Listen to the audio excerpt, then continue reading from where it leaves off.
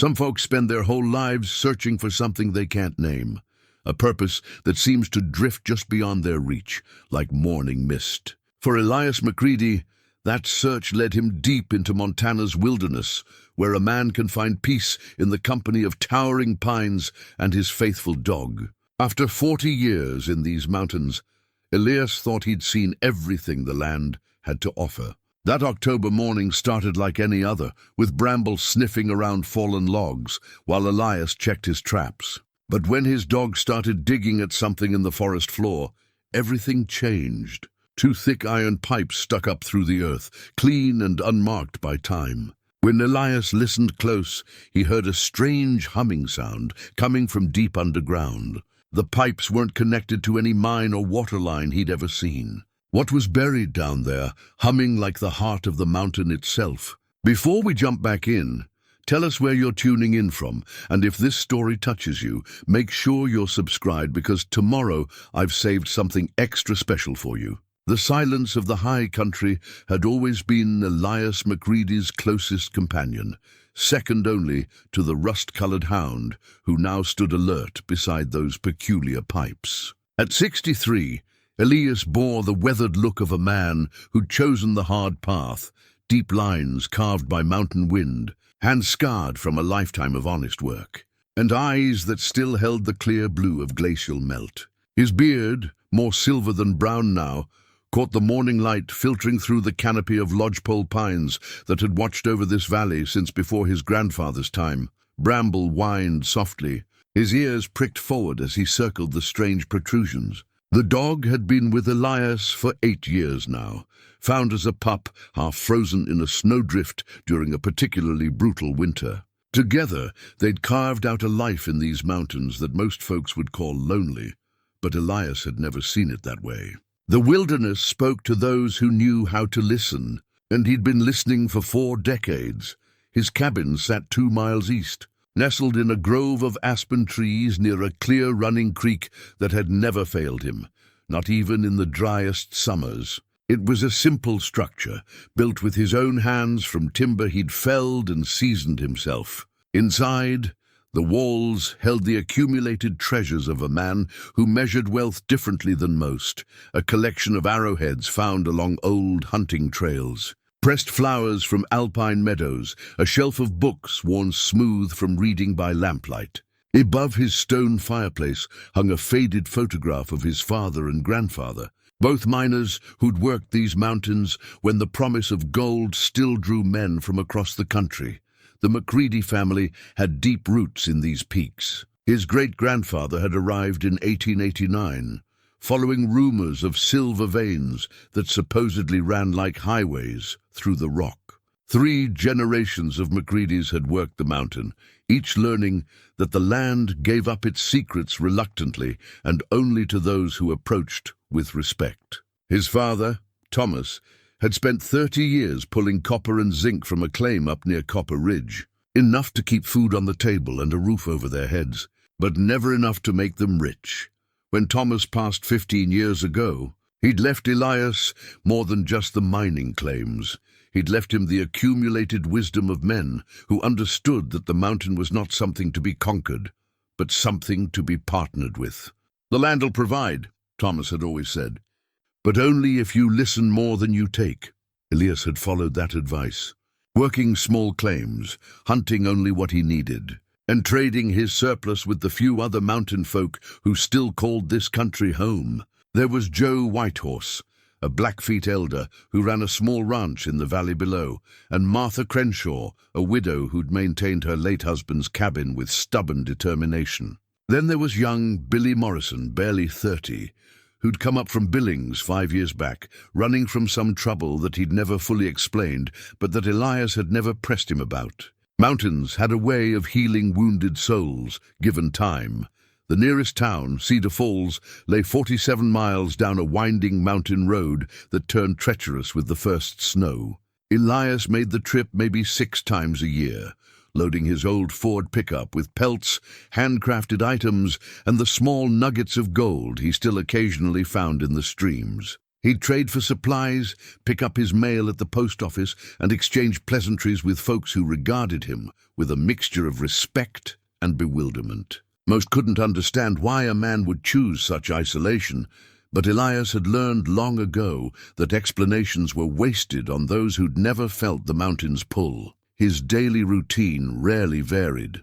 Up before dawn, coffee brewed strong and black over the wood stove. Then out to check the small vegetable garden he coaxed from the rocky soil each summer. After that, he'd walk his trap lines, looking for the signs that told him where the beaver were building, where the mink were hunting, where the fox were denning. Bramble would range ahead, nose to the ground, occasionally flushing a grouse or tree squirrel, but always returning to Elias's side when called. Afternoons were for maintenance, splitting wood, mending gear, cleaning pelts, or working on whatever project demanded attention. He'd built most of his furniture by hand, crafted his own tools when store-bought ones proved inadequate, and developed an intuitive understanding of what the mountain would and wouldn't tolerate. Evenings meant reading by lamplight, sometimes writing in the leather-bound journal he'd kept for 20 years, recording observations about weather patterns, animal behavior, and the subtle changes that marked the passage of seasons. It was a life that required constant attention to detail, where a small mistake could mean the difference between comfort and suffering, between life and death when the winter storms rolled in. But it was also a life that offered rewards that couldn't be measured in dollars. The satisfaction of self-reliance, the peace that came from sleeping under stars that seemed close enough to touch, the deep contentment of belonging somewhere completely. Now, standing beside these mysterious pipes, Elias felt something he hadn't experienced in years, genuine uncertainty. In 4 decades on the mountain, he'd encountered old mining equipment, forgotten survey markers, even the rusted remains of a Model T that some fool had tried to drive up an impossible trail back in the 20s. But nothing like this. The pipes were made of iron, thick-walled and substantial, but they showed no signs of corrosion. The metal had an unusual blue-black finish that seemed to absorb rather than reflect the dappled sunlight. More troubling was the sound. When he pressed his ear to the metal, the humming became more pronounced, a deep, rhythmic pulse that seemed to follow no pattern he could identify.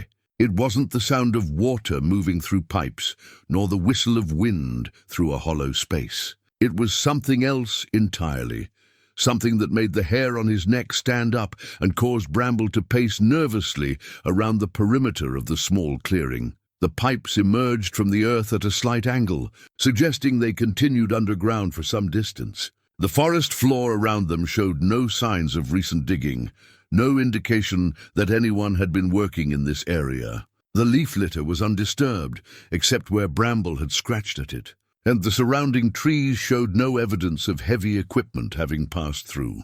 Elias walked slowly around the pipes, examining them from every angle. Each was roughly 6 inches in diameter, and they stood about 3 feet apart. The tops were sealed with what appeared to be brass fittings, but these too showed no weathering. It was as if the entire apparatus had been placed there yesterday. Yet something about the way the earth had settled around the base suggested they'd been here for a very long time.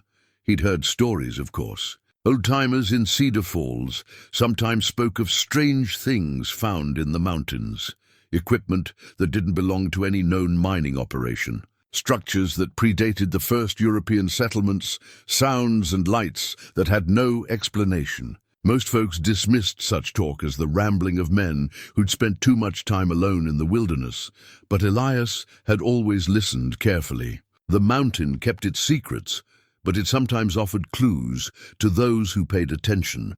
His grandfather had once told him about a prospector named Heinrich Voss, a German immigrant who'd worked a claim up near Glacier Lake in the 1920s.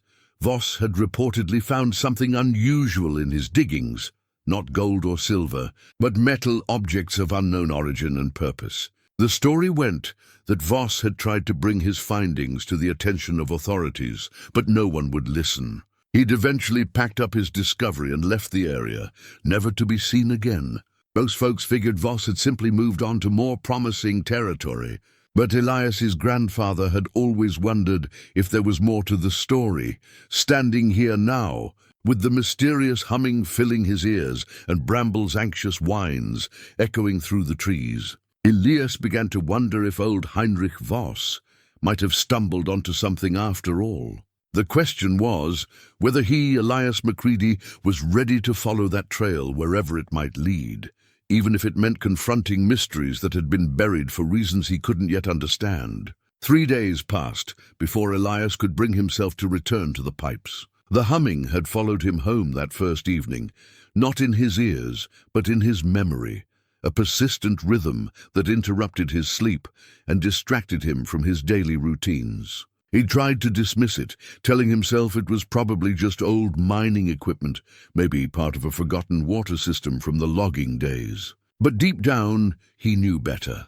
Bramble had been restless too, whining at the door and pacing through the cabin at odd hours. The dog's unease only reinforced Elias's growing conviction that whatever lay beneath those pipes was significant and possibly dangerous. On the third morning, he finally accepted that he wouldn't find peace until he understood what he'd discovered. He loaded his pack with basic tools, a short-handled shovel, a pickaxe, a pry bar, and his grandfather's old mining headlamp. To these he added rope, a first aid kit, and enough water and food for a full day's work.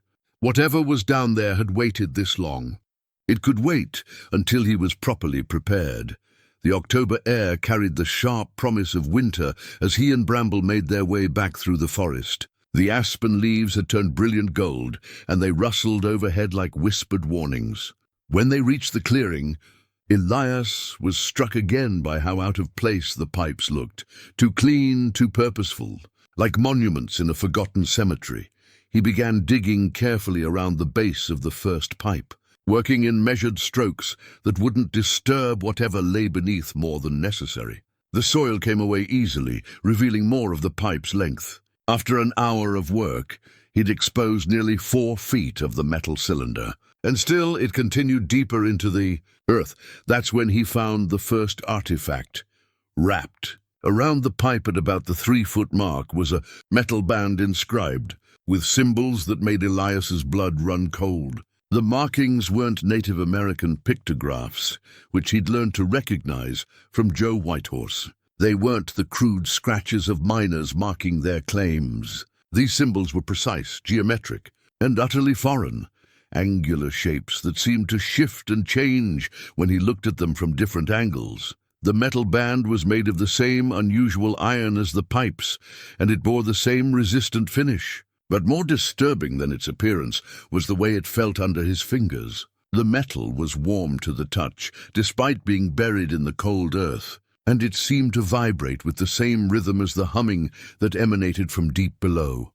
Elias sat back on his heels, studying the symbols, while Bramble sniffed anxiously around the excavation. In 40 years of mountain living, he'd developed a healthy respect for things he didn't understand. The wilderness was full of mysteries, animal behaviors that defied explanation, weather patterns that seemed to operate outside natural law, places where compasses spun wildly and electronics failed without cause. But this felt different. This felt intentional, as if someone or something had deliberately placed these pipes here for a specific purpose. He resumed digging, working more carefully now, treating the excavation like an archaeological site rather than a simple construction project. The second pipe revealed similar markings at the same depth, and Elias noticed that the symbols on both bands seemed to correspond to each other, as if they were part of a larger pattern or message. By midday, he'd exposed nearly 6 feet of both pipes, and his excitement had given way to profound unease. The pipes showed no signs of ending. They continued straight down into the earth with mechanical precision. More troubling was the gradual increase in the humming sound. What had been barely audible at ground level was now a steady drone that seemed to resonate. In his chest cavity, Bramble had retreated to the edge of the clearing and now watched the proceedings with obvious distress. The dog's ears were flat against his head, and he occasionally whined in a way that Elias had only heard during severe thunderstorms. Animals possessed instincts that humans had long since abandoned, and Bramble's behavior was sending a clear message.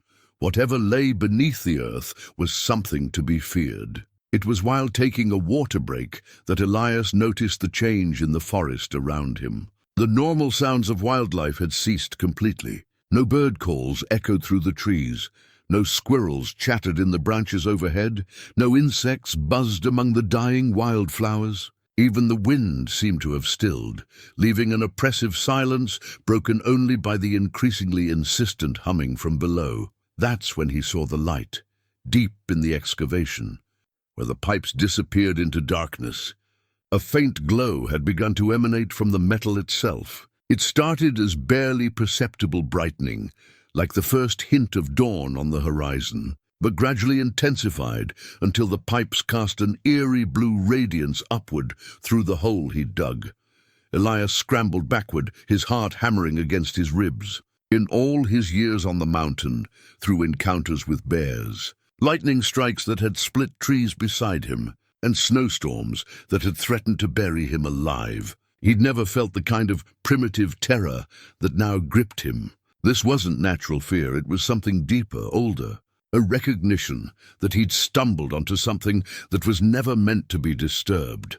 The glow intensified, and with it came a new sound, not the steady humming he'd grown accustomed to, but a series of sharp, rhythmic clicks, like Morse code being tapped out by an invisible operator. The pattern was too complex to be random, too purposeful to be mechanical noise. Someone or something was responding to his excavation, acknowledging his presence, perhaps even trying to communicate. Bramble bolted. The dog shot through the underbrush toward home with a speed born of pure panic, crashing through deadfall and disappearing from sight. Elias found himself alone in the clearing, with whatever was awakening beneath his feet. The clicking grew louder, more insistent, and now Elias could see movement within the blue glow, shadows shifting deep underground, as if something large was stirring in the depths below the pipes. The rational part of his mind urged him to follow Bramble's example, to flee this place and never return. But 40 years of mountain living had also taught him that running blindly from danger was often more perilous than standing your ground. And trying to understand what you faced, he forced himself to approach the excavation once more, every instinct screaming against it. The clicking had evolved into something that almost resembled a pattern. 3 short clicks, 3 long ones, 3 short again. If it was a code, it was one he didn't recognize, but the repetition suggested intelligence, purpose, an attempt at contact. The blue glow pulsed brighter, and suddenly the clicking stopped. In the profound silence that followed, Elias became aware of another sound, footsteps approaching through the forest. Heavy, deliberate steps that belonged to someone moving with purpose through the undergrowth. But when he turned toward the sound, he saw nothing but empty trees and dappled shadows. The footsteps continued, circling the clearing now, always just beyond the edge of visibility. Elias grabbed his pack and tools, his hands shaking as he tried to secure his equipment. Whatever was down there had been waiting for someone to find it, and now that someone had arrived, things were being set in motion that he didn't understand and couldn't control. As he hurried from the clearing, the blue glow faded behind him, but the clicking resumed, following him through the forest like an electronic heartbeat. By the time he reached his cabin, the sound had embedded itself so deeply in his consciousness that he wasn't sure if he was still hearing it or simply remembering it. One thing was certain: his quiet life on the mountain would never be the same. The pipes had awakened something that had been sleeping beneath the earth, and now both he and whatever lay below were committed to seeing this mystery through to its conclusion, wherever that might lead. Sleep eluded Elias that night. Every time he closed his eyes, he saw the blue glow pulsing beneath the earth, felt the vibration of those mysterious clicks reverberating through his bones. Bramble had returned to the cabin just after sunset, slinking through the door, with his tail between his legs, and refusing to meet Elias's eyes. The dog had positioned himself as far from the direction of the pipes as possible, curled into a tight ball beside the cold fireplace. By dawn, Elias had made his decision. He needed help, and there was only one person in these mountains whose wisdom he trusted completely. Joe Whitehorse lived in a modest ranch house in the valley below, where the meadow grass grew thick and the creek spread wide and shallow across smooth stones. At 72, Joe moved with the careful dignity of a man who'd learned to read the world through more than just his eyes. His great-grandfather had been present at the Little Bighorn, and his family had maintained an unbroken connection to these lands that stretched back centuries before the first European settlers arrived. The drive down the mountain road took Elias nearly 2 hours, navigating switchbacks that had been carved from the rock face by Depression-era work crews. His old Ford pickup handled the descent with the reliable stubbornness that had kept it running for 15 years, but Elias barely noticed the familiar scenery. His thoughts kept returning to those symbols wrapped around the pipes, the geometric patterns that seemed to shift and change when observed directly. He found Joe in his workshop, a converted barn where the old man practiced the traditional crafts that his grandfather had taught him. Joe was working on a piece of beadwork, his weathered fingers moving with practiced precision as he created intricate patterns in red and blue and white. The air smelled of sweet grass and leather, familiar scents that usually brought Elias comfort, but today seemed unable to penetrate his unease. "You look like a man who's seen something he wishes he hadn't," Joe said, without looking up from his work. It was typical of the old rancher to cut straight to the heart of matters. Elias settled into a chair across from his friend, searching for words to describe what he'd discovered. "Joe, in all the stories your people tell about these mountains, is there anything about things buried deep underground? Things that don't belong to any tribe or mining company?" Joe's fingers stilled on the beadwork. His dark eyes, still sharp despite his age, focused intently on Elias's face. "That's a specific question, my friend. What have you found up there?" Elias described the pipes, the symbols, the blue glow, and the clicking sounds. As he spoke, he watched Joe's expression grow increasingly grave. When he finished, the workshop fell silent except for the whisper of wind through the eaves. "My grandfather told stories," Joe said finally, setting aside his beadwork. "Stories that most of our people stopped believing generations ago. He spoke of the time before time, when others walked these lands. Not human others, but others nonetheless. He said they left things behind when they departed, things that were meant to stay hidden until the world was ready for them." "What kind of things?" Joe stood and walked to a wooden chest in the corner of the workshop. From it he retrieved a small object wrapped in deerskin. "My grandfather found this when he was young, hunting near what you white folks call Glacier Lake. He never told anyone, except family, about it. The unwrapped object was a disc about the size of a silver dollar, made from the same strange metal as the pipes. It bore similar geometric symbols etched with precision into its surface. Like the bands around the pipes, the metal was warm to the touch and seemed to pulse with its own inner rhythm. "The symbols," Elias whispered, running his finger along the etched patterns. "They're exactly like what I found. My grandfather believed these were markers," Joe explained. "Warnings, maybe, or instructions? He said the old stories spoke of a great sleeping beneath the mountains, something that would wake when the proper signs appeared. Most of our elders dismissed such talk as superstition, but my grandfather insisted the stories contained truth." Elias studied the disc, noting how the symbols seemed to rearrange themselves when viewed from different angles. "Did your grandfather ever say what was supposed to wake up?" "No, but he said when it happened the world would change. Whether for better or worse would depend on who found the markers first and what they chose to do with them." Joe re-wrapped the disc and returned it to the chest. "There's something else. About 3 weeks ago, I started having dreams. The same dream, night after night. I'm standing on a mountainside, and the earth is glowing blue beneath my feet. I can hear singing, but it's not human voices. It's something else, something old and powerful, and not entirely friendly. A chill ran down Elias's spine. The glow was blue, exactly like in your dream. Then it started, Joe said quietly. Whatever my grandfather's stories warned about, it's beginning to wake up.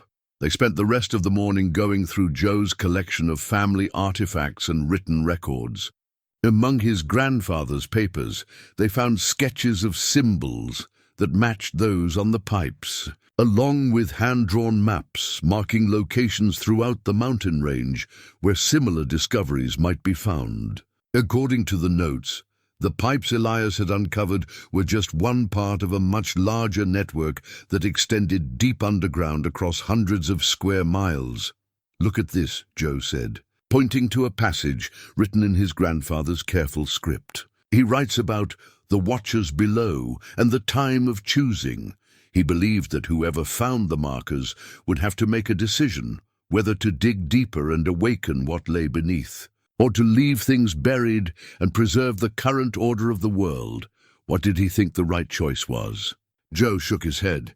He died before he could decide, but he left instructions. If the markers were ever found, the finder should gather the other families who had knowledge of the old stories. Together, they could make the choice that would affect everyone. As afternoon shadows lengthened across the valley, Elias felt the weight of responsibility settling on his shoulders like a heavy pack. He'd spent 40 years seeking solitude in the mountains, avoiding the complications that came with human society. Now he found himself at the center of something that could impact far more than just his own quiet life. Who else knows these stories? He asked. Martha Crenshaw's husband was part Crow. Her family might have records. And there's an old trapper named Samuel River who lives up near the Canadian border. His grandmother was Salish, and their stories often intersect with ours. Joe walked Elias to his truck as the sun began to sink behind the western peaks. Be careful, my friend. Some things are buried for good reasons. But if you're determined to pursue this, don't go alone. And remember, whatever you wake up down there, you'll be responsible for dealing with it. As Elias drove back up the mountain road, Joe's disc hidden in his jacket pocket, he couldn't shake the feeling that forces beyond his understanding were already in motion. The blue glow hadn't been random.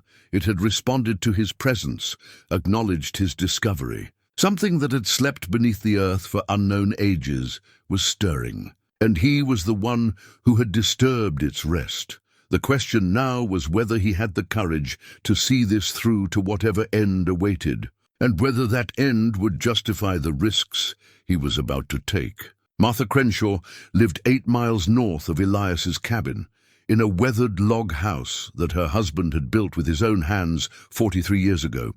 She was tending her late-season garden when Elias arrived the next morning, pulling the last of the winter squash from vines that had already been touched by frost. At 68, Martha possessed the kind of practical resilience that mountain living demanded. But Elias could see the loneliness in her eyes that had settled there since her husband Robert's passing 3 years earlier. "Elias MacReady," she called out, straightening with a slight grimace as her back protested.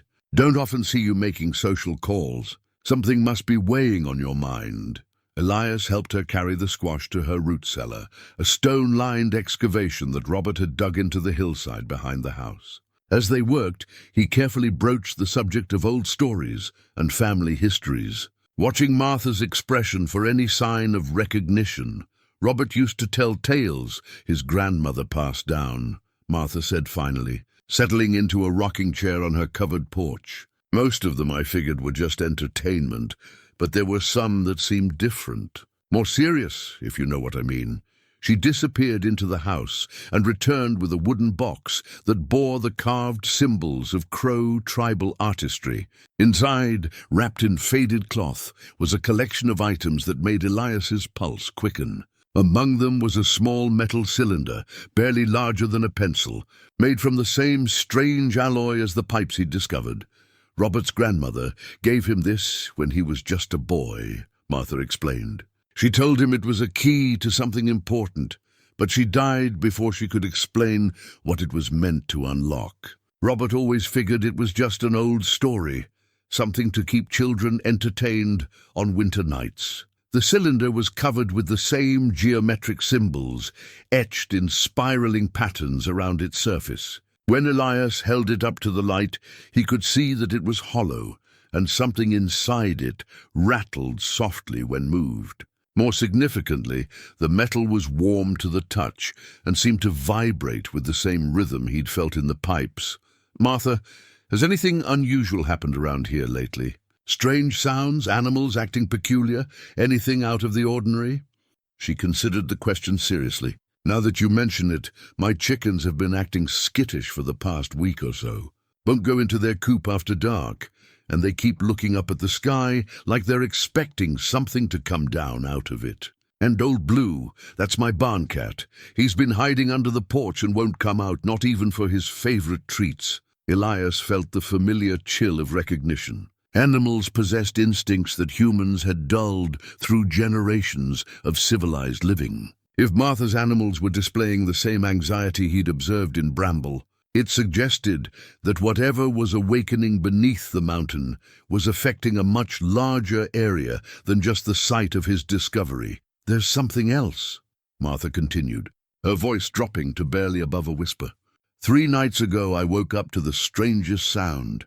It was like singing, but not human voices, more like wind instruments, but playing notes that didn't seem to follow any music I'd ever heard. It came from underground, Elias, I'm certain of it. The sound was rising up through the floorboards of my bedroom. How long did it last? Maybe 10 minutes. Then it stopped as suddenly as it had started. I've been sleeping in the front room ever since. Can't bring myself to go back in that bedroom." Elias examined the other items in Martha's box. There were old photographs, handwritten letters in a language he couldn't identify, and several more metal objects that bore the same mysterious symbols. One item in particular caught his attention, a hand-drawn map that showed the local mountain range with various locations marked by the geometric symbols he'd come to recognize. Did Robert ever say what these marked locations were supposed to represent? Underground chambers, according to his grandmother's stories. She claimed there was a whole network of them connected by tunnels that ran deeper than any mine ever dug. She said they were built by the people who came before, and that someday someone would need to open them all at the same time. The implications of what Martha was describing made Elias's head spin. If the stories were true, then his discovery of the pipes was just the beginning. There could be dozens of similar sites throughout the mountain range, all connected, all part of some larger purpose that he was only beginning to understand. "Martha, I need to tell you what I found up on my property." He described the pipes, the excavation, and the mysterious blue glow that had responded to his digging. As he spoke, Martha's expression grew increasingly troubled. When he finished, she sat in silence for several minutes, rocking slowly back and forth while she processed what he'd told her. "Robert always said that if these old stories ever proved true, it would mean the end of the world as we know it," she said finally. "Not necessarily the end of everything, but the end of the way things have always been." He believed that whoever found the first marker would become responsible for deciding what came next. What did he think should be done? He never said. I think he hoped he'd never have to make that choice. Martha looked directly at Elias, her eyes reflecting a mixture of fear and determination. "But if Robert were here now, I know he'd say that running away from responsibility isn't the same as avoiding it. Sometimes the harder path is the only one that leads to where you need to go." As Elias prepared to leave, Martha pressed the metal cylinder into his hands. "Take this. If it really is a key like Robert's grandmother claimed, then it belongs with whatever you found up there." The drive back to his cabin gave Elias time to consider the growing weight of evidence. 2 separate families, from different tribal backgrounds, had preserved stories and artifacts that all pointed to the same conclusion. Something significant lay buried beneath these mountains, and its awakening was somehow connected to his generation. His time, his choice. By the time he reached home, the sun was setting behind the western peaks, painting the sky in shades of orange and purple. Bramble greeted him at the door, but the dog's usual enthusiasm was tempered by an anxiety that seemed to grow stronger each day. As Elias prepared a simple dinner, he found himself listening for sounds that didn't belong, the clicking patterns he'd heard at the excavation site, the underground singing that Martha had described, any indication that whatever was stirring beneath the earth was continuing to awaken. Outside, the mountain night settled around his cabin with its familiar symphony of wind through pine boughs and the distant call of owls. But beneath those natural sounds, almost at the edge of hearing, Elias thought he could detect something else, a low, rhythmic humming that seemed to rise from the earth itself, as if the mountain had developed a heartbeat that was slowly growing stronger. The third member of their unlikely alliance arrived on Elias's doorstep 2 days later,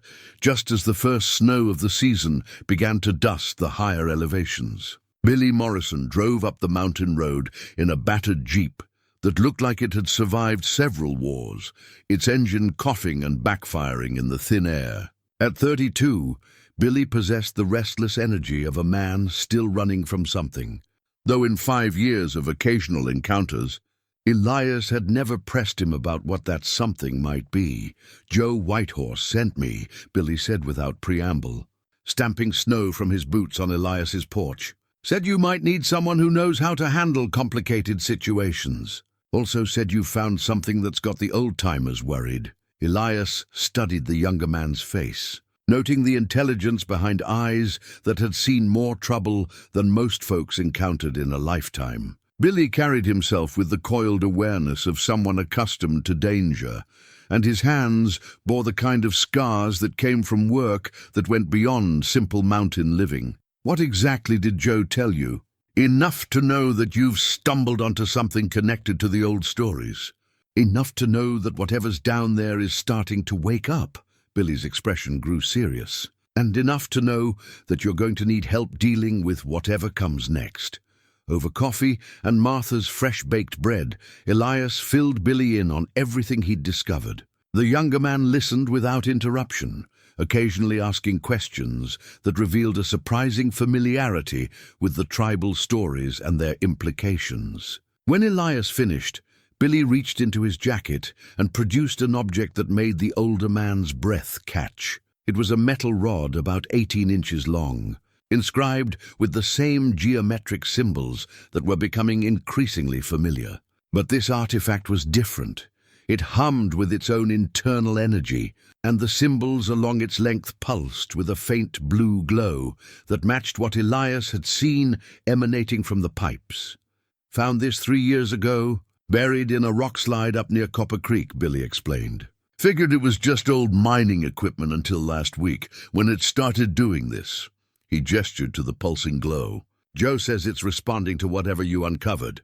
Says the old stories claim that when all the artifacts start glowing at once, it means the time for choosing has arrived." Elias felt the weight of destiny settling around him like a heavy cloak. "How many more of these things are out there?" "According to Joe's research, maybe a dozen. Martha's cylinder, my rod, Joe's disc, and the pipes you found. But there could be others, scattered among families who've forgotten what they mean, or people who found them and never understood their significance." Billy set down his coffee and leaned forward. "Here's what I think we're dealing with. The stories all point to some kind of ancient technology, something that was deliberately buried and left with instructions for future generations. The artifacts aren't just markers, they're components of a larger system. And that system is designed to activate when specific conditions are met. What kind of conditions? The right time, the right people, the right circumstances. Think about it. All 3 of us have roots in these mountains going back generations. We've all chosen to live apart from mainstream society. We've all been drawn to this mystery despite the obvious dangers. That's not coincidence. As if summoned by their conversation, the artifacts began to respond. Martha's cylinder, which Elias had placed on the kitchen table, started to emit the same blue glow as Billy's rod. The metal grew warm, then hot, and both objects began to vibrate with increasing intensity. Bramble bolted from his position by the fireplace, scratching frantically at the door, until Elias let him outside. Through the window, they could see the dog running in circles in the yard, whining and looking up at the sky as if expecting something to descend from the darkening clouds. "It's starting again," Elias said, remembering the response he'd triggered during his excavation. "Whatever's down there, it knows we're bringing the artifacts together." The humming sound that had become a constant background presence over the past week suddenly intensified. It rose from the floorboards, vibrated through the walls, and seemed to emanate from the earth itself. But now there was a new element, a rhythmic pattern that reminded Elias of a heartbeat, as if something massive was breathing in the depths below.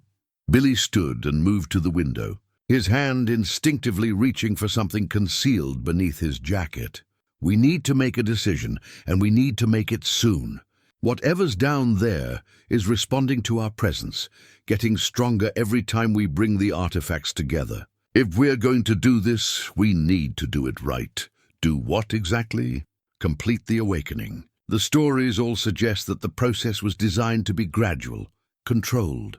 But if we just walk away now, leave things half-finished, there's no telling what might happen. The system could activate on its own, without any human guidance or control. Elias felt the familiar weight of responsibility that had been growing heavier each day since his discovery. And if we do complete it, what then?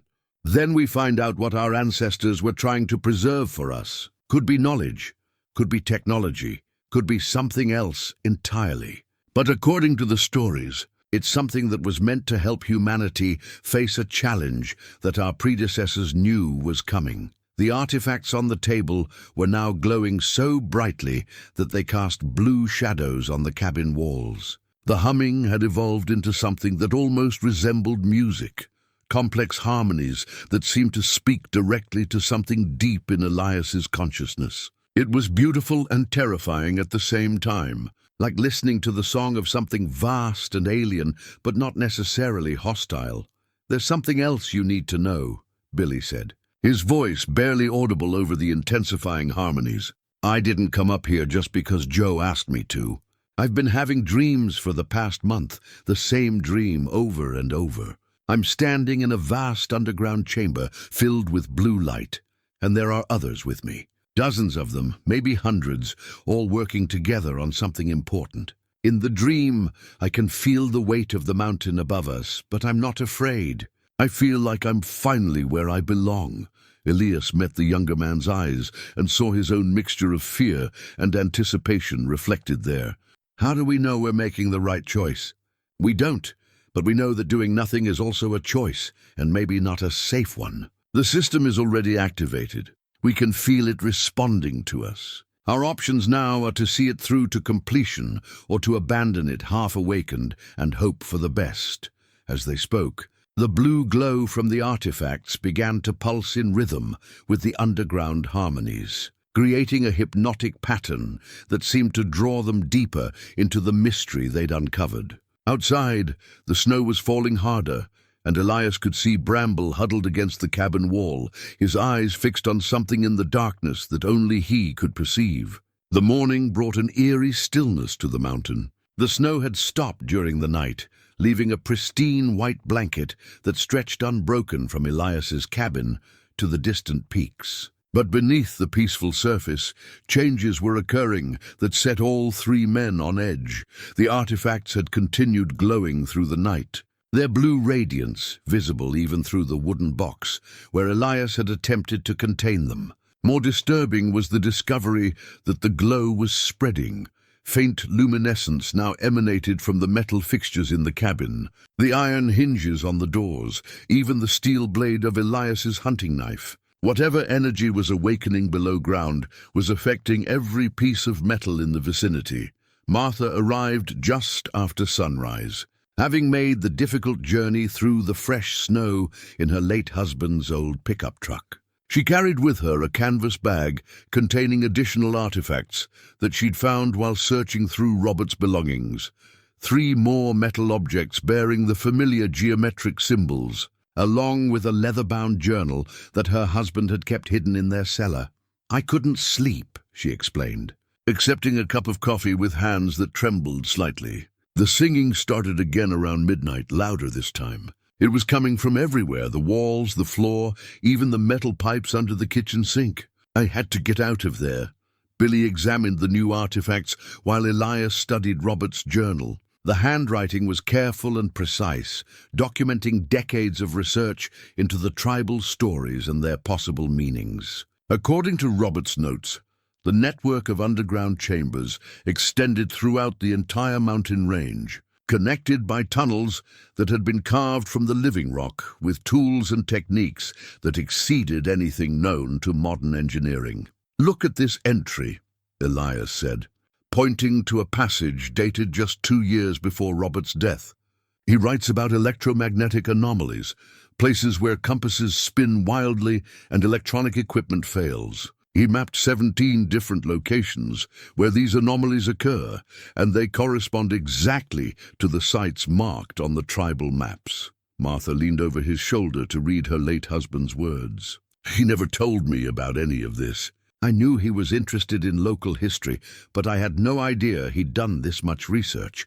According to this, your husband believed the anomalies were getting stronger," Billy observed, reading from another section of the journal. He documented increasing electromagnetic activity over the past decade, as if something underground was gradually powering up. The implications were staggering. If Robert's research was accurate, then the mountain range was sitting atop what amounted to a vast machine that had been dormant for unknown ages, but was now beginning to function again. The artifacts they'd collected weren't just historical curiosities, they were components of a control system that was designed to interface with whatever lay beneath. As they studied the journal, the assembled artifacts began to respond with increasing intensity. The blue glow brightened, the harmonic humming grew more complex, and new elements appeared, clicking patterns that reminded Elias of the sounds he'd heard during his excavation, but now arranged in sequences that suggested communication rather than random noise. "It's trying to tell us something," Martha said, her voice filled with a mixture of wonder and apprehension. "Those patterns, they're too organized to be accidental." Billy had been watching the artifacts with the focused attention of someone accustomed to reading signs and signals. "I think you're right. And I think I'm starting to understand what it's saying." He arranged the artifacts in a specific pattern on the table, positioning them according to the geometric relationships suggested by their symbols. As he did so, the humming intensified and the clicking patterns became more organized, evolving into something that almost resembled language. "The symbols aren't just decoration," Billy explained as he worked. "They're instructions, telling us how to arrange the components. Each artifact has a specific position in the overall pattern, and when they're properly aligned, he placed the final piece, Martha's cylinder, in the center of the arrangement. Immediately, the blue glow intensified to the point where they had to shield their eyes. The harmonic humming reached a crescendo that seemed to resonate in their bones, and then, suddenly, the sounds organized themselves into something unmistakably communicative. It wasn't speech as humans understood it, but it was definitely language, complex patterns of tone and rhythm that conveyed meaning on levels deeper than conscious thought. Images began to form in their minds, vast underground chambers filled with machinery that defied description, tunnels stretching for miles through the heart of the mountain, and at the center of it all, something that pulsed with intelligence and purpose. The vision lasted only moments, but it left all three of them shaken. They'd seen the scope of what lay beneath their feet. Not just buried artifacts or ancient ruins, but a functioning system of incredible complexity and power. And somehow, that system was aware of their presence and was attempting to communicate with them. "Did you see the chamber?" Martha whispered, her face pale with awe. "It was enormous, like a cathedral made of metal and crystal. And the machines," Billy added. "They were still running after all this time, waiting for someone to complete the connection." Elias felt the weight of understanding settling over him like a heavy blanket. The tribal stories hadn't been mythology after all.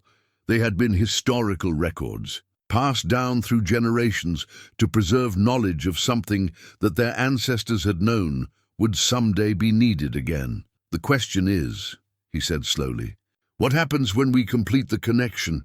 What is this system designed to do?" Before anyone could answer, the artifact suddenly went dark. The blue glow faded, the humming stopped, and an oppressive silence settled over the cabin. Outside, they could hear Bramble barking frantically, and through the windows they saw him racing back and forth across the yard. His attention focused on something in the forest. Billy moved to the window and peered through the glass. "There's someone out there," he said quietly. 3 people, maybe 4, moving through the trees about 200 yards out. They're trying to stay hidden, but they're not doing a very good job of it. Elias felt his blood run cold. In 40 years of mountain living, he'd never had uninvited visitors approach his cabin with such obvious stealth. Who would know to come here? Who else knows about what we found? Maybe the same people who've been keeping these stories alive in other families, Martha suggested. Or maybe someone who's been watching for signs that the system was awakening. Billy's expression had hardened, and Elias noticed that the younger man's hand had moved instinctively toward whatever weapon he carried, concealed beneath his jacket. Or maybe someone who doesn't want the system to be activated. Someone who's been working to keep it buried.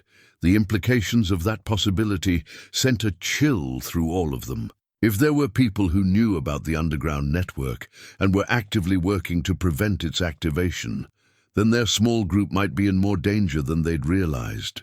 They weren't just dealing with ancient mysteries and alien technology. They might be caught in the middle of a conflict that had been going on for generations. The visitors emerged from the forest with their hands visible and empty, moving slowly to demonstrate peaceful intentions. Elias counted 4 figures, 3 men and 1 woman, all dressed in the practical outdoor clothing of people who spent considerable time in the wilderness. But there was something about their bearing, their coordinated movement, that suggested they were more than casual hikers or lost tourists. The woman stepped forward as the group approached the cabin. She appeared to be in her mid-50s, with iron-grey hair pulled back in a practical braid, and the kind of weathered features that spoke of decades spent outdoors. Her eyes were intelligent and alert, missing nothing as they took in the scene before her. "Mr. MacReady," she called out when she was still 20 yards away. "My name is Dr. Sarah Blackwood. I'm with the National Geographic Society, and I believe we need to talk." Billy tensed beside the window. "National Geographic doesn't send armed teams into the wilderness," he muttered, nodding toward one of the men whose jacket bulged suspiciously around the shoulder area. Elias stepped onto his porch, keeping his hands visible but positioning himself where he could retreat quickly if necessary. "What brings National Geographic to my cabin, Dr. Blackwood?" "We've been monitoring electromagnetic anomalies in this region for the past 18 months. She replied, stopping at the edge of his yard. 3 days ago, our instruments detected a significant surge in activity centered on this location. We're here to investigate the source. And what makes you think I know anything about electromagnetic anomalies?" Dr. Blackwood smiled, but there was no warmth in it. "Because our satellite data shows that the surge corresponds exactly with excavation activity on your property. Because we've traced similar artifacts to families throughout this mountain range, families who've maintained oral traditions about ancient technology buried beneath the earth. And because the electromagnetic signature we're detecting matches theoretical models for technology that shouldn't exist." Martha stepped out of the cabin behind Elias, followed by Billy. Dr. Blackwood's eyes immediately fixed on the younger man, and Elias saw recognition flash across her features. "Mr. Morrison," she said, "we've been looking for you for quite some time." Billy's hand moved toward his concealed weapon. "Have you now? And why would that be?" "Because 3 years ago, you disappeared from a classified research project with materials that belong to the United States government. Materials that we believe are connected to what Mr. MacReady has discovered here." The revelation hit Elias like a physical blow. Billy's artifact, the metal rod that had been responding to the underground system, it wasn't something he'd found by chance. It was stolen government property, and Billy wasn't just a troubled young man seeking solitude in the mountains. He was a fugitive. I think you'd better explain yourself, Elias said, looking between Billy and Dr. Blackwood. Billy's expression had gone hard as granite. The project was called Deep Echo, he said finally. Officially, we were researching earthquake prediction using ground-penetrating radar. Unofficially, we were mapping underground anomalies that the government had been tracking for decades. Dr. Blackwood nodded approvingly. Mr. Morrison was one of our most valuable analysts until he developed moral objections to our research goals. Moral objections to what? To weaponizing technology that was never meant for warfare, Billy replied, his voice tight with anger. The government's been aware of the underground network for over 60 years. They've been systematically collecting artifacts, suppressing tribal stories, and working to ensure that the system never activates. Because they don't understand it, Dr. Blackwood added, because it represents technology that could destabilize existing power structures, change the fundamental balance of global politics. The Pentagon's position is that unknown alien technology poses an unacceptable security risk. Alien technology? Martha's voice was barely a whisper. Dr. Blackwood's smile returned, colder than before. What did you think you were dealing with, Mrs. Crenshaw? Ancient human engineering. The geological surveys are quite clear.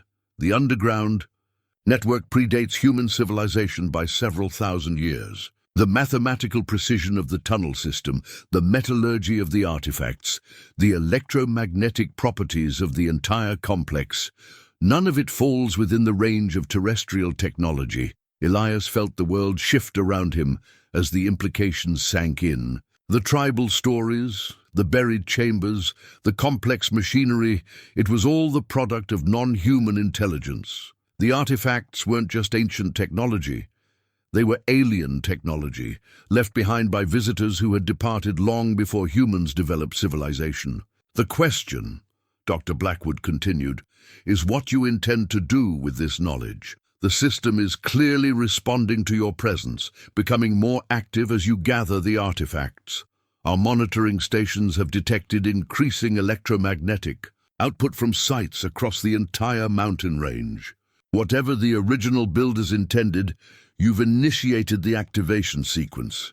Billy stepped forward, his hand now openly resting on the grip of a pistol. And your people want to shut it down before we can discover what it was meant to do. Our people want to prevent a potentially catastrophic release of unknown technology. The power levels we're detecting suggest that full activation could have effects far beyond this mountain range. We're talking about electromagnetic pulses that could disrupt satellite communications, interfere with power grids, possibly even affect weather patterns. Or it could be something beneficial, Martha interjected, something that was left here to help us when we were ready for it. Dr. Blackwood shook her head. We can't take that risk. Too much depends on maintaining the current order, the current balance of power. The decision has been made at the highest levels. The system must remain dormant. And if we refuse to cooperate, Elias asked, then we'll be forced to take more direct action. The artifacts will be confiscated, the sites will be sealed, and anyone with knowledge of the network will be debriefed and relocated for their own protection. Billy laughed, but there was no humor in the sound. Relocated. That's a nice way of saying imprisoned or eliminated. This is bigger than any of us, Dr. Blackwood said, her voice taking on a tone of weary authority. Personal preferences don't matter when global security is at stake. But even as she spoke, the artifacts inside the cabin began to glow again. The blue radiance was visible through the windows, and the harmonic humming resumed with greater intensity than before. It was as if the alien system was responding to the threat, preparing to defend itself against those who would keep it dormant. Dr. Blackwood's expression shifted to one of alarm as electromagnetic readings on her handheld device began climbing rapidly. The activation sequence is accelerating, she said, speaking into a radio clipped to her collar. We need the suppression team here now. Suppression team? Elias felt ice forming in his stomach, electromagnetic pulse generators designed to disrupt the alien technology. If we can't convince you to cease your activities voluntarily, we'll have to shut down the entire network by force. Billy drew his weapon in one smooth motion, pointing it directly at Dr. Blackwood. I spent 3 years learning how that suppression technology works. It doesn't just disrupt the alien systems, it destroys them completely. You're not talking about temporary shutdown. You're talking about obliterating something that took an advanced civilization millennia to build. The standoff stretched taut as the blue glow from the cabin intensified and the harmonic humming evolved into something that sounded almost like voices, alien voices, speaking in frequencies that bypassed human ears and communicated directly with human consciousness. Elias could feel the intelligence behind those voices, vast and patient, but no longer passive. The system was fully awake now, aware of the threat it faced, and preparing to take action to protect itself. The choices had narrowed to a single, critical decision: allow the government to destroy the alien network and preserve the status quo, or fight to protect something that might represent humanity's next evolutionary step, even if that meant defying the most powerful forces on Earth. The tension stretched like a wire about to snap. Billy's weapon remained trained on Dr. Blackwood, while her team spread out across Elias's yard, their own hands moving toward concealed firearms. Inside the cabin, the alien artifacts pulsed with increasing urgency, their harmonic voices growing more complex and insistent. Whatever intelligence lay beneath the mountain was clearly aware of the threat and was responding accordingly. "You're making a mistake, Mr. Morrison," Dr. Blackwood said, her voice steady despite the gun pointed at her chest. "You have no idea what forces you're dealing with. The suppression team will be here within the hour, and they have authorization to use whatever force is necessary to contain this situation." "Then we don't have much time," Billy replied. He glanced at Elias without taking his eyes off the government team. "The activation sequence needs all the artifacts brought to the primary site, the pipes you discovered. If we can complete the connection before the suppression team arrives, the system might be able to defend itself." Martha clutched her husband's journal to her chest. Robert wrote about this possibility. He believed that once fully activated, the alien network would be able to project some kind of protective field, something that could neutralize electronic weapons and surveillance equipment. Dr. Blackwood's expression shifted to one of genuine alarm. "You're talking about activating a weapon system of unknown capability. The electromagnetic pulse alone could kill millions of people if it affects medical devices, air traffic control systems, or nuclear power plants. Or it could be exactly what humanity needs to take the next step in our development," Elias said, surprising himself with the conviction in his voice. For 40 years, he'd avoided making choices that affected anyone beyond himself. Now he found himself at the center of a decision that could change the course of human history. The blue glow from inside the cabin suddenly intensified, and the harmonic voices took on a new quality, urgent, almost pleading. Through the connection that had been growing stronger since his first contact with the pipes, Elias felt a flood of images and emotions that weren't entirely his own. He saw the Earth as it had been thousands of years ago, visited by beings whose technology was so advanced that they seemed like gods to early human observers. He felt their concern for the developing human species, their desire to leave behind tools and knowledge that would be available when humanity was ready to join a larger galactic community. And he sensed their hope that when the time came, humans would choose wisdom over fear, cooperation over conquest. "They were explorers," Elias said, his voice filled with wonder. "Scientists and teachers. They left the network as a gift, a way for us to communicate with other civilizations when we were ready. It's not a weapon, it's a communication system, a gateway to knowledge that could solve every problem we face." Dr. Blackwood shook her head. "That's exactly what they want you to believe. Alien contact scenarios always begin with promises of beneficial technology. But every analysis we've done suggests that the activation of this network would fundamentally alter human civilization in ways we can't predict or control. Maybe that's exactly what we need, Martha said quietly. Maybe the way we've been doing things isn't working anymore. Maybe it's time to try something different. Through the windows, they could see vehicles approaching up the mountain road, large, military-style trucks equipped with technology that Elias couldn't identify, but that made his skin crawl with foreboding.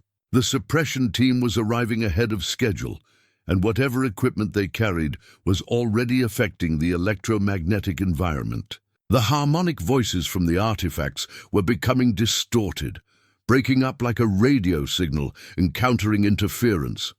"We're out of time," Billy said. "If we're going to do this, it has to be now."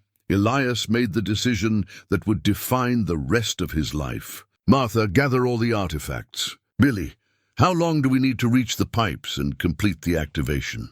"Maybe 20 minutes if we move fast. But those trucks will have teams that can track us through the forest, and they'll have equipment designed specifically to disrupt the alien technology. Then we'll have to make sure they can't follow us." Elias disappeared into his cabin and emerged with a hunting rifle and a backpack loaded with supplies. "I know these mountains better than anyone. If we can reach the network of old mining tunnels that run through the ridge above my excavation site, we can approach the pipes from underground." Dr. Blackwood took a step forward. "Mr. MacReady, I'm begging you to reconsider the potential consequences. The potential consequences of doing nothing may be even worse," Elias interrupted. "Your government has been suppressing this technology for 60 years, while the world burns with wars, pollution, and inequality. Maybe it's time to let humanity choose its own path, instead of having that choice made for us by people in secret rooms." The lead truck had reached the bottom of Elias's driveway and was beginning the climb toward his cabin. Through binoculars, Billy could see soldiers deploying some kind of electronic equipment, devices that were causing the artifacts to flicker and dim as their electromagnetic field was disrupted. "Move," Billy commanded, and the three of them bolted from the cabin toward the tree line. They moved through the forest with desperate speed, Martha proving surprisingly agile for her age as she navigated fallen logs and rocky terrain. Behind them, they could hear shouts and the sound of heavy equipment being unloaded from the trucks. The government team was professional and well-equipped, but they were operating on unfamiliar ground, while Elias was leading his companions through territory he'd known for 4 decades. The entrance to the old mining tunnels was hidden behind a screen of boulders and overgrown vegetation. Elias had discovered it years ago while hunting, exploring just far enough to determine that the tunnels connected to a network of natural caves that honeycombed the entire mountainside. What he hadn't known until this moment was that the tunnels would lead them directly to the underground chamber that housed the primary components of the alien network. "The artifacts are getting stronger," Martha observed as they entered the tunnel system. The metal objects in her pack were glowing brightly enough to illuminate their path, and the harmonic voices had resumed with renewed clarity, now that they were underground and shielded from the electromagnetic interference. The tunnels were older than Elias had initially realized. The stonework was too precise, too sophisticated for turn-of-the-century mining techniques. As they moved deeper into the mountain, following passages that seemed to lead directly toward the site of his excavation, he began to suspect that these weren't mining tunnels at all. They were part of the original alien construction, designed to provide access to the primary chamber. "Look at the walls," Billy said, running his hands over stone surfaces that bore the familiar geometric symbols. These weren't carved by human tools. The mathematical precision, the way the tunnels branch and converge, this is part of the same system as the pipes and artifacts. They emerged from the tunnels into a natural cavern that took their breath away. The space was enormous, easily large enough to house a cathedral, and it was filled with machinery that defied human understanding. Crystalline structures jutted from the floor and ceiling, connected by networks of the same metallic pipes that Elias had discovered on the surface. Everything pulsed with blue light that seemed to breathe with its own rhythm, and the harmonic voices filled the space with complex melodies that spoke directly to their souls. At the center of the chamber, two familiar pipes emerged from the floor and disappeared into the ceiling, the same pipes that Elias had uncovered in the forest above. But here their true purpose was revealed. They were conduits, connections between the surface monitoring stations and the vast computational matrix that filled the underground space. "This is it," Martha whispered, her voice filled with awe. "This is what Robert spent his whole life trying to find." The artifacts in her pack were now glowing so brightly that they seemed to be on fire with blue flame. One by one, she removed them and placed them on a series of receptacles that seemed designed specifically for that purpose. As each artifact was connected, the chamber's energy level increased and new sections of machinery came online. "The surface team will find the tunnel entrance soon," Billy warned, checking his watch. "We have maybe 10 minutes before they reach us." But even as he spoke, it became clear that time was no longer their most pressing concern. The alien system was awakening fully now, responding to the presence of all its components in their proper configuration. The chamber filled with voices, not the harmonic tones they'd grown accustomed to, but actual communication. Intelligence, reaching across vast distances of space and time to make contact with three humans who had chosen to complete a connection that had been waiting for millennia. And in that contact, Elias finally understood what the alien visitors had really left behind. Not just technology, but an invitation to join something far greater than any of them had imagined. The moment the final artifact locked into place, reality shifted around them. The chamber exploded with light that transcended the visual spectrum, illuminating corners of consciousness that Elias had never known existed. The harmonic voices resolved into something that bypassed human language entirely, communicating in pure concepts and emotions that flooded their minds with understanding. He was no longer Elias MacReady, mountain hermit. He was part of something vast and ancient, connected to intelligence that spanned galaxies and encompassed civilizations beyond human imagination.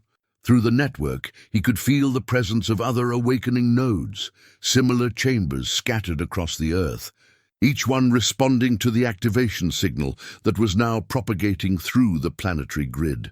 "My God," Martha breathed, her consciousness expanding to encompass knowledge that her husband had spent decades trying to piece together from fragments and legends. She could see the true history of human development, the subtle guidance that alien visitors had provided throughout millennia, the careful preparation for this moment when humanity would be ready to join the galactic community. Billy's awareness shot through the network's defensive systems, understanding flooding through him as he recognized protocols he'd studied during his years with the Deep Echo project. The alien technology wasn't just communication equipment, it was a transformation system, designed to elevate human consciousness to a level where interstellar cooperation became possible. But their transcendent moment was shattered by the sound of explosions echoing through the tunnel system. The government suppression team had found the entrance and was blasting their way through the underground passages with military efficiency. "They're using shaped charges," Billy said, his enhanced awareness allowing him to track the team's progress through the mountain. "They'll reach us in less than 5 minutes. The chamber's defensive systems activated automatically, crystalline structures throughout the space beginning to hum with protective energy. But the alien network had been designed for cooperation, not warfare. Its shields could deflect natural electromagnetic interference, but they weren't intended to withstand a direct military assault. Through the network connection, Elias felt the presence of other awakening sites around the globe. Installations in the Amazon rainforest, beneath the Antarctic ice sheet, hidden in mountain ranges from the Himalayas to the Rockies, All of them were responding to the activation signal, but all of them were also coming under attack by government forces that had been monitoring and preparing for this moment for decades. They're not just trying to stop us, Martha realized. Her consciousness linked to global communication networks through the alien system. They're attacking every site simultaneously. This is coordinated, planned. They've been waiting for someone to trigger the network so they could destroy it all at once. The first suppression team members appeared at the cavern entrance, their electronic equipment immediately disrupting the chamber's energy flow. Elias felt the network connection flickering, the vast intelligence that had welcomed them beginning to withdraw as interference patterns spread through the system. Dr. Blackwood entered behind her team, her face grim with determination. "Step away from the machinery," she commanded. "The suppression field is already active. Whatever connection you've established will be severed within minutes." But the alien intelligence wasn't passive in the face of destruction. As the government's electromagnetic weapons powered up, the network responded with countermeasures that its builders had included for exactly this scenario. The chamber filled with a deep thrumming sound, and every piece of electronic equipment the suppression team carried began to malfunction. "The system is adapting," Billy shouted over the increasing noise. "It's learning how to neutralize their technology in real time." The confrontation was escalating beyond what anyone had anticipated. What had begun as a simple suppression operation was turning into a technological war between human military equipment and alien defensive systems. The chamber's crystalline structures were overloading, their blue light flashing erratically as power levels fluctuated wildly. Through his connection to the network, Elias could feel the alien intelligence making a desperate decision. Rather than allow its gifts to humanity to be destroyed, it was preparing to implement a final protocol, a complete transformation that would elevate every human consciousness to its intended level. Whether humanity was ready or not, the chamber began to shake as enormous energies built up in the crystalline matrix. Equipment throughout the space was overloading, sparks flying from alien machinery that was being pushed far beyond its normal operating parameters. The government team was retreating toward the tunnel entrance as their electronic weapons became increasingly useless against the adaptive countermeasures. "It's going to transform everyone," Elias realized. His awareness expanded to global scale as he felt the network preparing to broadcast its consciousness, altering signal across the entire planet. Every human mind will be connected, elevated to the same level we've experienced here. The question now was whether humanity could survive such a radical transformation, or whether the shock of sudden evolutionary advancement would destroy the very species the alien visitors had tried to help. In the microseconds before the global transformation wave could launch, Elias made a choice that would define the future of human consciousness, drawing on 40 years of accumulated wisdom about respecting the mountain's rhythms and understanding when to push forward versus when to hold back. He reached through his network connection and touched the alien intelligence directly. What he communicated wasn't words or concepts, but something deeper, the hard-earned knowledge of a man who understood that forcing change, even beneficial change, often did more harm than good. The alien consciousness paused, its vast awareness focusing on the simple human thoughts that Elias offered.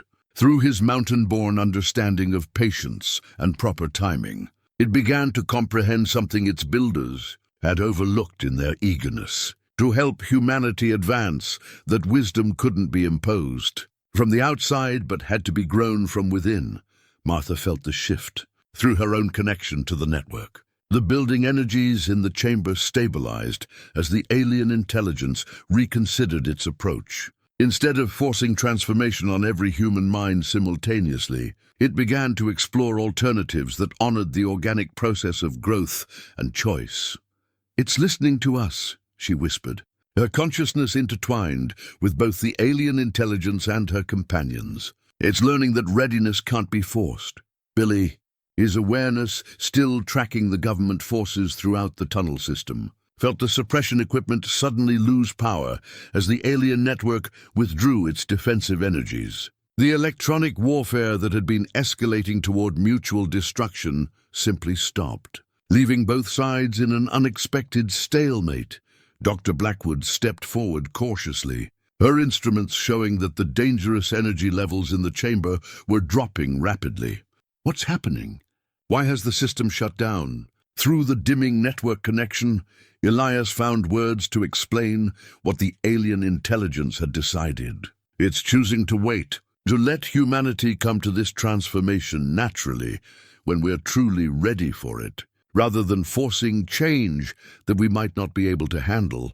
The crystalline structures throughout the chamber were powering down, their blue glow fading to a soft phosphorescence that no longer threatened to overwhelm human consciousness. The artifacts that had triggered the awakening remained active, but at levels that allowed normal human awareness to coexist with expanded understanding. The network will remain available, Martha said, her voice filled with a mixture of relief and profound sadness. Anyone who seeks the connection can find it, but it won't be imposed on those who aren't ready. The choice will be individual, personal, made when each person decides they want to explore what lies beyond normal human awareness. Dr. Blackwood's expression shifted from alarm to confusion.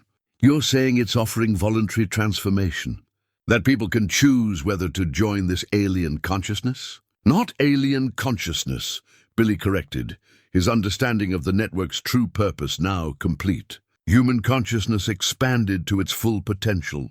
The network doesn't replace human thought, it amplifies it, connects it to a larger community of awareness that spans the galaxy.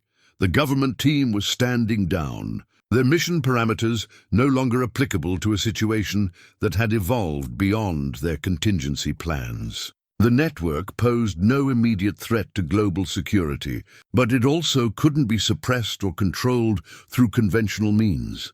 This isn't over, Dr. Blackwood said, but her voice lacked the certainty it had carried earlier. My superiors will want detailed reports about everything that's happened here. There will be investigations, classifications, attempts to study and potentially weaponize this technology. Let them try, Elias replied, feeling the network's patient strength still flowing through him. The system has been designed to resist misuse. It responds only to those who approach it with the right intentions, seeking growth and connection rather than power and control.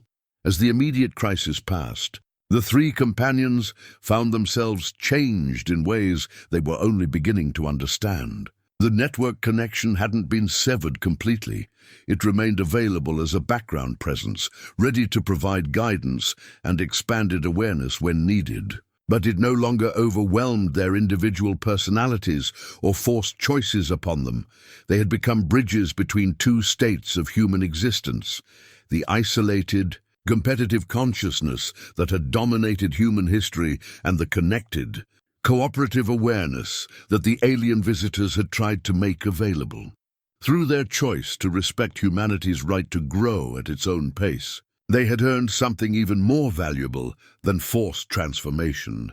They had earned the trust of an intelligence vast enough to span galaxies, but wise enough to wait for invitation rather than forcing itself upon an unprepared species. The chamber was quiet now, its crystalline structures maintaining a gentle glow that would serve as a beacon for those ready to explore expanded consciousness. The network remained active but dormant, waiting for humanity to decide collectively when it was ready to take the next step in its evolutionary journey. And in that patient waiting, the true wisdom of the alien gift finally revealed itself, not just advanced technology, but the understanding that real growth could only come from choice, readiness, and the courage to reach for something greater when the time was truly right. 6 months after the awakening, Elias stood on his cabin porch, watching the sunrise paint the mountain peaks in shades of gold and rose.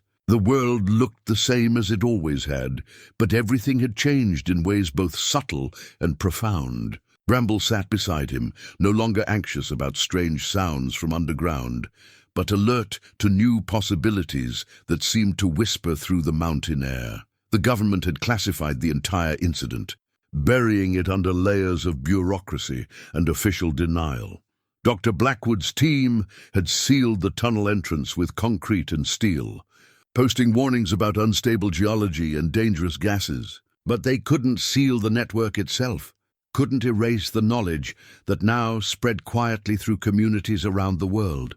Word traveled in the way that important truths always traveled, through conversations between trusted friends, through stories shared around family tables, through the quiet recognition that passed between people who had touched something larger than themselves. The network remained patient, accessible to those who sought it with genuine intention, invisible to those who approached with conquest in their hearts. Martha had become something of an unofficial coordinator, her cabin serving as a meeting place for the growing number of people who had experienced the expanded consciousness and wanted to explore its implications. She preserved Robert's research while adding her own observations about the gradual changes occurring in those who maintained regular connection to the network. It's not about becoming something other than human, she often explained to newcomers.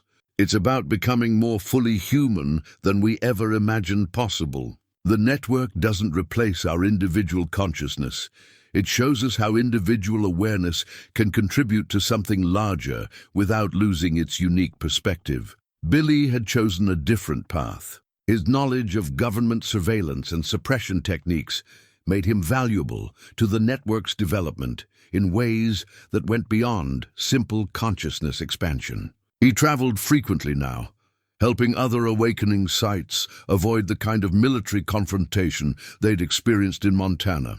His years of training in electronic warfare had found new purpose in protecting alien technology from those who would misuse it. The network learns, he reported during one of his visits to Elias's cabin. Every time the government tries to develop new suppression techniques, the system adapts. It's becoming increasingly difficult for them to locate and neutralize the active sites. But it's also becoming easier for genuine seekers to find what they're looking for. The changes in global consciousness were subtle but measurable.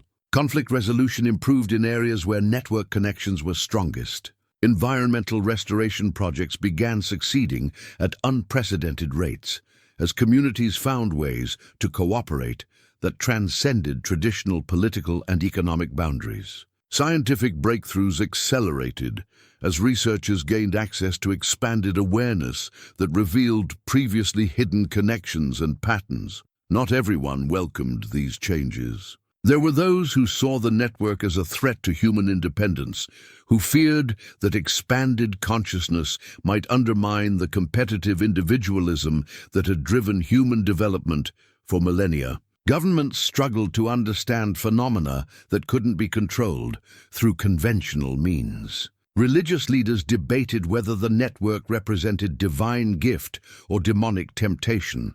But for Elias, the debates mattered less than the daily reality of living with expanded awareness. His morning routines remained largely unchanged.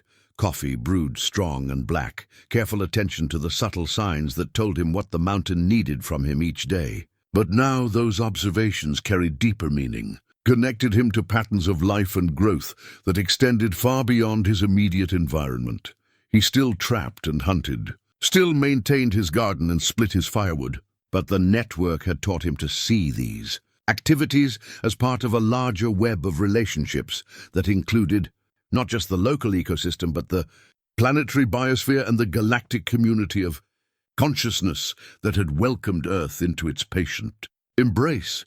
The artifacts remained active, their gentle blue glow visible in his cabin during the quiet evening hours when he sat reading or writing in his journal. They no longer hummed with urgent energy, but pulsed softly with the rhythm of deep contentment, like the breathing of something vast and peaceful that had finally found its proper place in the world. Joe Whitehorse had passed away in his sleep 3 months after the awakening, but not before he'd had a chance to see his grandfather's stories validated and his family's long guardianship of ancient knowledge finally fulfilled. His funeral had been attended by representatives from dozens of tribes, many of whom brought their own artifacts and stories that were now recognized as part of the larger pattern of preparation that had been maintained across centuries. As the sun climbed higher and the morning air warmed, Elias felt the familiar tug of the mountain calling him to his daily wanderings. There were new places to explore now, sections of the underground network that had revealed themselves to those who approached with proper respect and understanding. Each discovery brought new insights about the beings who had left these gifts behind, and about the future that awaited humanity when it was ready to claim its place among the stars. But that future would come in its own time, at its own pace. The network had learned patience from its human partners, just as humans had learned connection from the alien intelligence. The transformation would continue, spreading through choice rather than compulsion, growing through understanding rather than force. Looking out at the familiar peaks that had sheltered him for 40 years, Elias reflected on how the search for solitude had led him to the deepest connection he'd ever experienced. Sometimes the most important journeys began not with a destination in mind, but with the simple courage to pay attention when the world offered something unexpected. The mountain kept its secrets still, but now those secrets were invitations rather than mysteries, opportunities for growth rather than puzzles to be solved. And in that transformation of mystery into invitation, Elias had found something he'd never known he was searching for, a sense of belonging that stretched from his own small cabin to the farthest reaches of the cosmos.